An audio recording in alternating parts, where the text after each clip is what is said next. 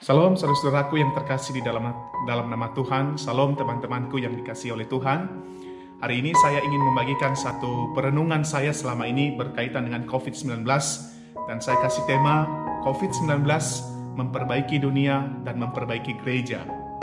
Nah saudara-saudara, kita tahu bersama bagaimana dahsyatnya kekuatan virus yang tidak kelihatan ini.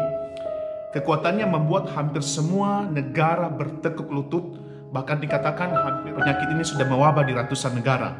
Itu mengakibatkan hampir semua rumah-rumah peribadahan ditutup sementara karena mesti menaati himbauan pemerintah untuk melakukan social distancing.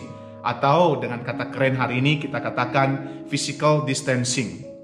Itu juga mengakibatkan ribuan nyawa manusia harus kembali kepada penciptanya.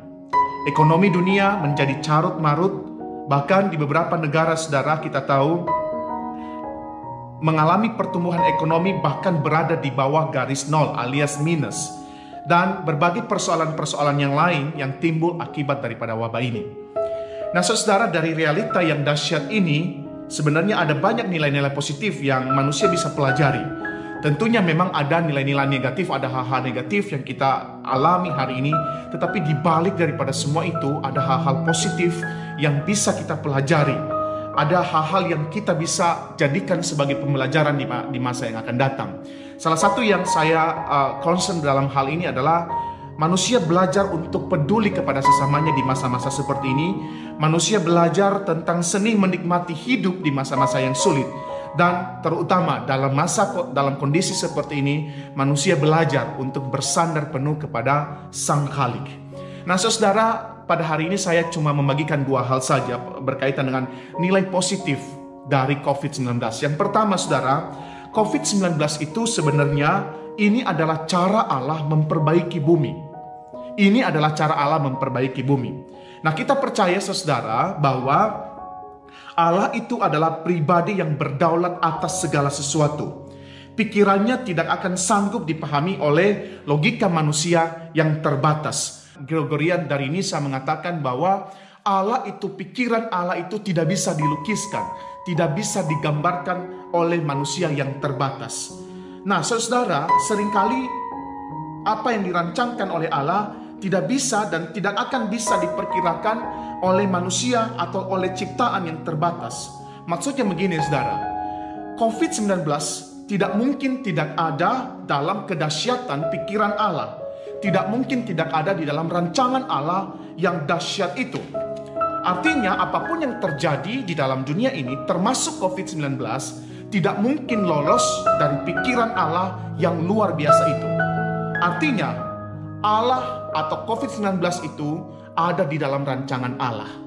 Pertanyaannya adalah bagaimana Allah memperbaiki dunia melalui keadaan ini? Mari kita perhatikan saudara bagaimana sibuknya dunia sebelum COVID-19. Bagaimana rusaknya ekosistem daripada dunia kita hari ini. Bagaimana rusaknya lingkungan hidup. Polusi yang begitu tinggi di berbagai tempat. Itu semua terjadi sebelum COVID-19. Nah ketika keadaan ini, ketika COVID-19 menyerang bumi, dalam sekejap manusia berhenti beraktivitas, manusia berhenti dari kesibukannya, mesin-mesin dimatikan, sehingga bumi kembali disegarkan oleh oksigen yang banyak. Langit kembali menjadi biru, bahkan menurut hemat saya saudara, semua binatang hari ini bersorak gembira karena apa? Mereka bisa menikmati angin surga dalam tanda petik yang selama ini mereka rindukan.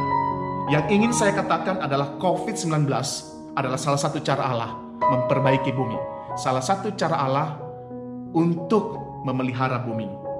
Yang kedua yang ingin saya bagikan saudara adalah COVID-19 itu memperbaiki gereja. Nah bagian ini mungkin sensitif bagi sebagian orang saudara. Namun saya ingin tetap mengutarakan hal ini karena ini adalah perenungan saya selama beberapa waktu terakhir ini. Dan berharap pikiran ini bisa menjadi berkat bagi sebagian orang atau mungkin juga bagi banyak orang. Nah saudara, mari kita perhatikan hal ini. Di dalam kurun waktu 10-15 tahun terakhir, gereja itu seakan-akan hanya berpusat pada gedungnya saja. Hanya berpusat pada orang-orang yang ada di dalam gereja. Artinya hanya berpusat pada pendeta, pada penginjil, pada orang-orang yang aktivitasnya di dalam gereja. Nah, orang merasa bahwa pertumbuhan iman itu hanya didapatkan melalui hamba Tuhan ketika menyampaikan firman Allah. Bahkan mirisnya saudara, banyak orang tua hari ini mengatakan atau punya pikiran bahwa pertumbuhan daripada iman anak-anak mereka adalah tanggung jawab daripada gereja, tanggung jawab daripada guru di sekolah, tanggung jawab daripada hamba Tuhan. Banyak orang tua lupa bahwa pertumbuhan iman itu harusnya dibangun dari rumah.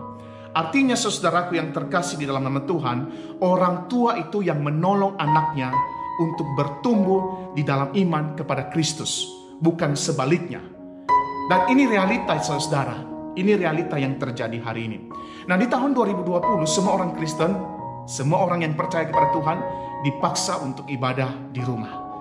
Nah, sekalipun banyak orang yang masih nekat, saudara-saudara, ya tentunya saudara tahu siapa yang nekat. Orang nekat untuk menginginkan untuk beribadah secara konvensional. Tetapi di waktu-waktu terakhir ini, kita dipaksa untuk menutup pintu gereja dan kebaktian dilakukan di rumah.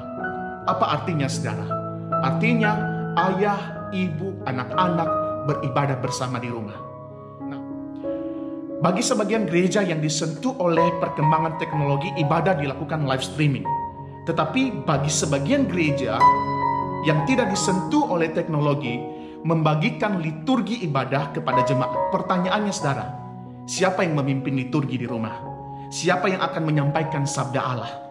Nah, mungkin dari pihak gereja sudah menyiapkan semacam renungan bagi keluarga berkeluarga. Pertanyaannya, siapa yang akan membacakan kepada seisi keluarga apa yang dicatat di dalam liturgi itu? Mau nggak mau, yang melakukannya adalah orang tua. Lalu bagaimana dengan live streaming? Firman Tuhan disampaikan kadang-kadang tidak masuk kepada kehidupan anak-anak. Tidak cocok dengan kehidupan anak-anak remaja. Lalu siapa yang menerjemahkannya? Yang menerjemahkannya bukan lain dan bukan siapa-siapa selain orang tua. Maksud saya begini saudara, waktu-waktu seperti ini sebenarnya adalah waktu bagi ayah, waktu bagi ibu untuk menjalankan tugas mereka menjadi imam bagi keluarga. Waktu bagi bapak dan ibu untuk menolong anak-anaknya menapaki jalan pertumbuhan bersama dengan Tuhan. Waktu bagi orang tua untuk menyederhanakan firman Tuhan yang disampaikan melalui live streaming, yang disampaikan melalui renungan bacaan kepada anak-anaknya, sehingga anak-anak itu bisa mengerti, bisa memahami apa yang disampaikan melalui mimbar gereja, melalui live streaming. Ada seorang tokoh reformasi yang bernama Martin Luther, saudara, sangat menekankan kehidupan keluarga sebagai tatanan awal pemuridan. Di dalam pemahaman Luther, saudara, mengatakan bahwa orang tua bertanggung jawab untuk menerima baptisan dan sekaligus bertanggung jawab untuk mengasuh anak-anak mereka dalam iman yang benar kepada Kristus. Ini yang saya katakan tadi, saudara. Melalui COVID-19, gereja Tuhan sedang diperbaiki. Gereja itu sedang diperbaiki. Orang tua sedang diperbaiki. Gereja Tuhan sedang diperbaiki. Ini yang ingin saya sampaikan kepada saudara. Keadaan ini, mari kita pikirkan nilai positifnya. Bahwa Tuhan sedang memperbaiki gereja. Tuhan sedang mengembalikan awal pemuridan itu di dalam rumah. Kiranya Tuhan memberkati saudara.